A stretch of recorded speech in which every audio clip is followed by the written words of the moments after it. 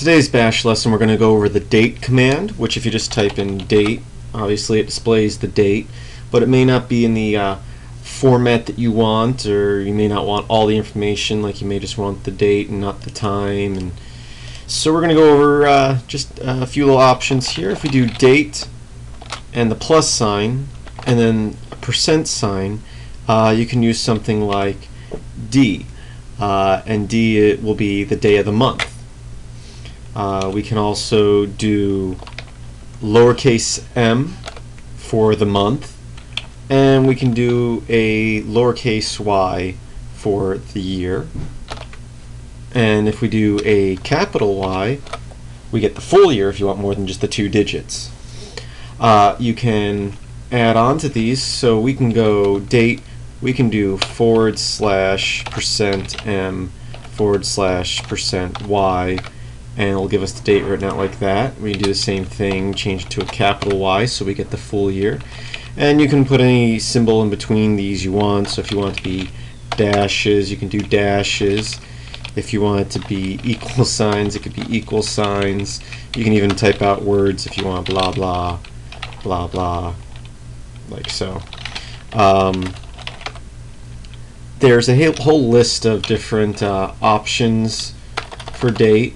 And I'll give you an example here. Instead of writing out like that, if we just do a capital D instead of a lowercase d, it actually does the date for us.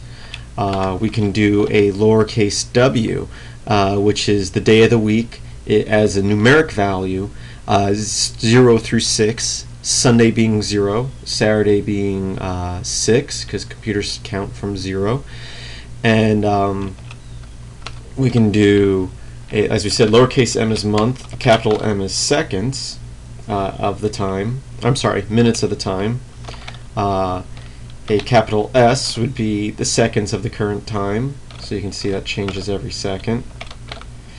And one that I like is the lowercase s, which gives you this big long number, and this is actually the number of seconds since I want to say 1970. I believe it was.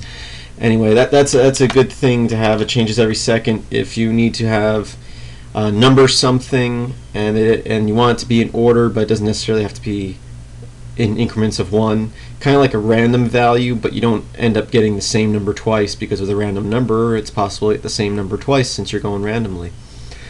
If you type in date -- help, it gives you the help screen, and it will give you a list of all your different options here for different values. If you want to do hours, 24-hour periods or 12-hour periods, months, minutes, new lines, nanoseconds. So you can go through that and find what you need and use that in your scripts. Visit bashscripts.info for more scripts like this. I hope you enjoyed this tutorial.